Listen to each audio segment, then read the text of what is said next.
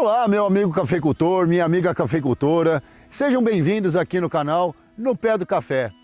Tem muita gente que já está colhendo e se é importante cuidar da planta antes da colheita, cuidar bem da colheita, do processo de pós-colheita é tão importante quanto.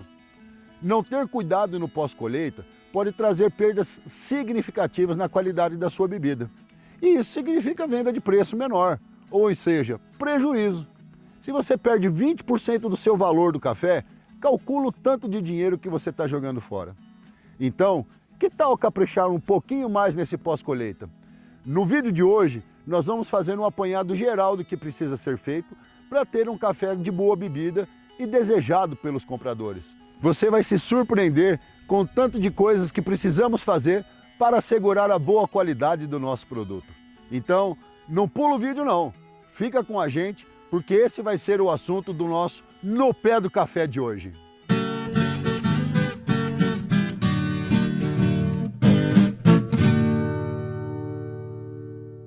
Cafeicultor, você sabia que mesmo depois de colhido, o café continua com seus processos metabólicos? Ou seja, ele continua vivo. Ele é ativo, sensível e também perecível. Então, se a gente levar isso em consideração e ter em mente a maneira como manuseamos cafés nas primeiras horas depois de colhido, é determinante para a nossa qualidade. E aí, já vai a primeira coisa que temos que prestar atenção: o tempo que o café leva da colheita até a secagem. Se ele fica amontoado em condições de calor e umidade, acaba iniciando processos de fermentações que muitas vezes podem ser indesejadas. Aqui, você já vai perdendo a qualidade da bebida e, consequentemente, o valor do seu café. Colheu o café? Leva para o terreiro. Fazer a separação das impurezas, separar os frutos muito verdes dos mais maduros, é o primeiro passo que vai facilitar os passos seguintes. A partir dessa seleção, você já vai definindo e separando o café em porções mais homogêneas. A gente, quando vai no supermercado, encontra frutas mais bonitas, outras mais feinhas, com menos qualidade. E o que a gente faz? Geralmente a gente dá preferência para aquela fruta mais bonita e mais saudável, não é isso? É o que vai acontecer com o nosso café, que é uma fruta e a gente não deve misturar tudo para vender. Porque acaba que a gente vende muito café bom misturado com esse café ruim, que vai dar menor qualidade e isso diminui o preço final do nosso produto. Então essa separação ela é fundamental para homogeneizar, igualar os nossos lotes e ter um padrão melhor da nossa qualidade. A partir daí, vamos para a definição da maneira como vamos processar esses grãos. Natural, cereja descascado ou despolpado. Vamos ver um pouco de vantagem e desvantagem de cada um? Ah, pera aí. Antes disso, quero te pedir um favorzão, meu amigo. Deixar o seu like, o seu joinha é muito importante. E é a única coisa que a gente pede para você nesse vídeo, porque ajuda muito para fazer com que esse vídeo possa chegar a mais pessoas que também têm interesse sobre esse tema. Agora, é bacana também você deixar o seu comentário. Aqui eu quero te perguntar, você aí faz o processo de via seca, cereja descascado, o despolpado? Comenta aqui embaixo e vamos então ver as vantagens e desvantagens de cada um desses processamentos. O processo natural, o via seca que nós chamamos. Nesse método, o café é colhido e levado diretamente para a secagem, que geralmente passa pelo terreiro e depois ele vai lá para o secador. Esse processo, que ocorre com o fruto inteiro, tem lá suas vantagens, de menor custo de infraestrutura inicial, é um método que exige menor investimento em equipamentos e também não requer grandes volumes de água ou praticamente nada de água. A secagem é mais lenta e pode resultar em cafés com maior corpo, doçura pronunciada e menor acidez. É um método tradicional, tem mercado garantido e que também é muito valorizado pelos compradores que prezam pelas questões ambientais, justamente por gastar menos água e menos energia nesse processo todo. Mas tem algumas desvantagens, como o risco de fermentação indesejada, que pode dar um gostinho meio azedo no nosso café, o tempo de secagem, que é mais longo e aí você fica mais vulnerável às variações climáticas, como chuva, umidade excessiva. Isso pode diminuir um pouco a uniformidade do lote, o que vai depender do cuidado que você tem com a mão de obra, que tem que estar atenta para recolher rapidamente o café quando vê uma chuva ou cobrir para não tomar o sereno da noite. O cereja descascado é aquele que passa pelo descascador para remover a casca, mas mantém uma quantidade significativa de mucilagem aderida ao grão. Essa quantidade ela pode variar, tá? As vantagens desse processo é o risco bem menor de fermentação indesejada, um tempo menor de secagem que o natural, o que diminui o tempo de exposição à chuva e ao sereno, como comentamos no processo anterior. É um processo que gasta um pouco mais de água do que o natural, mas menos do que o despolpado. Aliás, hoje nós temos métodos que utilizam zero de água nesse processo também. E é um processo que geralmente produz cafés de excelente doçura, acidez equilibrada e alcança uma boa valorização no mercado de cafés especiais se forem bem processados. As desvantagens desse processo é que você tem que fazer uma seleção rigorosa dos frutos, hein? Porque o ideal é conduzir esse processo só com os frutos maduros. Dá um trabalhinho a mais manejar, porque ele no início fica um pouco grudento. E por fim, para fazer o cereja descascado, você vai ter que investir um pouco em equipamentos. O terceiro processo que nós estamos comentando é o processo do despolpado ou lavado, o via úmida, como alguns dizem. Aqui o café é descascado e desmucilado, toda aquela mucilagem é retirada do café. O café despolpado, ele é muito valorizado no mercado de cafés especiais porque ele dá uma maior uniformidade do lote, tanto na aparência como no aspecto da seca também. Tem menos risco de fermentação indesejada e o tempo de secagem ele é mais curto, caracterizando uma bebida mais limpa, com maior clareza de sabores e de mais atributos do seu café. Isso tudo reflete maior valorização, é claro. As desvantagens do despolpado é que ele tem um maior consumo de água, ou seja, tem que ter bastante água disponível e de boa qualidade na propriedade. Ele tem um maior custo de infraestrutura, que exige um maior conhecimento técnico para executar bem todas as etapas desse processo, principalmente quando se fala em fermentação desses cafés. Bom, vamos falar de um dos pontos mais importantes, se não o mais importante no processo de pós-colheita, que é a secagem, meu amigo. Ela tem que ser feita de forma gradual até chegar por volta dos 11 a 12% de umidade, que é o ponto ideal que a gente recomenda. Se você seca demais o café abaixo dos 11%, ele fica quebradiço e perde peso, consequentemente valor. Se você seca menos, acima desses 12% de umidade, o risco dele desenvolver fungos ou de se deteriorar no armazém também é muito grande. Então vamos dar uma estudada em cada processo de secagem para te orientar melhor. Se você seca café no terreiro convencional, que é um método mais tradicional que a gente vê por aí, tem que ficar atento com alguns aspectos. O primeiro dele, pessoal, a limpeza e higiene desse terreno. Nós estamos falando de um alimento e a gente então tem que ter um terreiro bem limpo, em bom estado de conservação, sem rachaduras que possam acumular impurezas. E, gente, sem animais andando em cima do café no terreiro. Gato, cachorro, galinha, por motivos óbvios, né? Estamos falando de um alimento.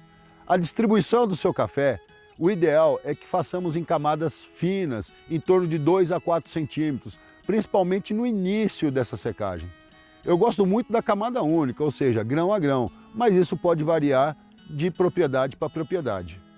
Virar o café, ou seja, rodar o café, é um processo fundamental, pelo menos nos primeiros dias. Nós recomendamos que quando o café está com uma umidade muito alta, que você faça no mínimo 10 rodagens por dia desse café. Porque depois essa umidade vai diminuindo e de acordo com isso você vai diminuindo as suas operações de rodar o café. Se não virar o café, a parte de baixo ela acumula mais umidade do que a parte de cima e a secagem não fica muito boa, ela não fica muito uniforme. Outra coisa que é interessante, pessoal, é a proteção contra intempéries, ou seja, a proteção contra a chuva, contra o sereno, a umidade excessiva, que são prejudiciais para o nosso café quando a gente está secando ele. Então, durante a noite, quando a gente tem períodos de maior umidade e em caso de chuva, juntar esses montinhos que a gente fala e cobrir com lona. E aí, é bom deixar um pouco de ventilação para evitar que o ar fique abafado e essa condensação volte para o nosso café de novo, trazendo toda a umidade para aquele lote. Então, gente, no terreiro é essa correria que a gente sabe. É preciso ter agilidade nos processos para ter um café de boa qualidade. Quem seca o café no terreiro suspenso tem um controle mais apurado dessa secagem porque o ar circula melhor entre todos os grãos de todos os lados. O fato de estar suspenso reduz significativamente a questão da contaminação pelo contato de impurezas com o solo. Tem várias maneiras de se fazer no terreiro suspenso, pessoal, não precisa achar que é um investimento muito grande. de madeira, de bambu, de estrutura metálica. O importante é estar bem firme para que o nosso manejo possa ser feito adequadamente. É um investimento que deve ser considerado com o objetivo de se fazer um café de melhor qualidade, mais valorizado na hora da venda. E aqui eu quero deixar um recado rápido para você, meu amigo. Não adianta nada fazer um cafezão top e não saber comercializar depois. Mas isso é assunto para um outro vídeo. Vamos continuar a secagem falando agora do secador mecânico. Uma tecnologia que veio para ajudar o nosso cafeicultor. Com ele, o controle é muito maior. Você não fica refém do clima, otimiza o tempo, seca grandes volumes mais rapidamente. Porém, tem que saber usar, hein, meu amigo? Os tipos mais comuns de secadores são os rotativos de fogo direto e os de fogo indireto. E aqueles secadores estáticos, os secadores de caixa. Cada um com um procedimento operacional diferente. Vamos entender um pouco mais? O primeiro parâmetro crítico que nós temos que falar é a temperatura. Não adianta querer apressar o processo e tacar a temperatura em cima do nosso café. Você pode cozinhar o grão por fora e isso impedir a umidade interna de sair do grão. Imagina o estrago. Por fora, o grão parece que está seco e por dentro o grão está úmido. Você vai estragar o café. Então, inicie com temperaturas mais baixas, entre 30 e 40 graus, e à medida que essa umidade vai diminuindo, você vai elevando gradualmente essa temperatura até os 50 graus na massa do café. A temperatura da fornalha deve ser controlada e geralmente não vai passar os seus 70 ou 80 graus, dependendo do equipamento. Monitore constantemente a temperatura com o medidor bem calibrado, isso é importante também. Respeite a capacidade nominal do secador e quando descarregar, dá um tempo para esse café esfriar antes de você ensacar. Tem muita gente que seca um pouco do café no terreiro e quando a umidade está perto dos 20%, acaba finalizando lá no secador. É uma ótima prática e também economiza combustível do secador, mas também todo o processo deve estar bem organizado para não embolar lá no final. No final do processo de secagem, é hora de dar um descanso para o nosso café, um repouso necessário antes de seguir as etapas seguintes desse processo. Isso é muito importante também, viu, pessoal? Para quem utiliza secador estático, tem que redobrar a atenção e ser muito mais criterioso no processo da seca, pois o café entra com uma umidade altíssima lá no secador e precisamos retirar essa umidade de forma lenta, gradual e bem constante. Nada de querer acelerar o processo, porque tem um outro lote chegando. Calma! Bom, se você chegou até aqui, é porque está gostando do nosso assunto, não é? Não se esqueça de curtir e de compartilhar o nosso vídeo, meu amigo. Aí é hora de falarmos do armazenamento. Imagina que você teve esse trabalhão todo para colher o café, secar o café direitinho e aí vai guardar esse café num lugar que não é o ideal. Isso pode estragar todo o trabalho feito até aqui. Seca o grão para ele umedecer de novo no armazém? Não faz sentido, né, meu amigo?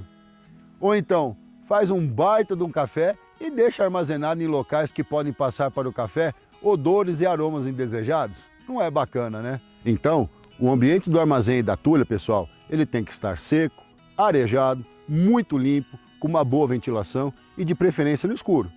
Nada de sol batendo no café armazenado, hein, pessoal? Fica a dica. A sacaria deve estar limpinha para manter a higiene conquistada também, ok? Empilhar os cafés em cima de pallets, sem o contato com o piso, com as paredes, para o ar circular em volta dessa pilha de café, que vai favorecer bastante. Ufa, que trabalhão, hein, cafeicultor? E depois disso o pessoal vem reclamar do preço pra gente? É brincadeira, né? Se isso acontecer com você, manda esse vídeo para ele entender como funciona uma parte desse processo todo da produção do café. Tem muito mais coisas que vamos trazer para você quando se fala em pós-colheita. Então, meu amigo, eu vou te pedir, não deixe de nos seguir e acompanhar os nossos conteúdos. Bom, mas enfim, o importante é que tem mercado que valoriza todo esse tipo de cuidado. Isso não é em vão, até que você possa ter uma remuneração melhor. Aí entra a fase da venda do seu café, mas isso vai ser o assunto de um outro vídeo. Eu quero agradecer a você que me acompanhou até aqui, deixar o meu abraço e o meu compromisso de te encontrar no próximo No Pé do Café. Um forte abraço e até lá!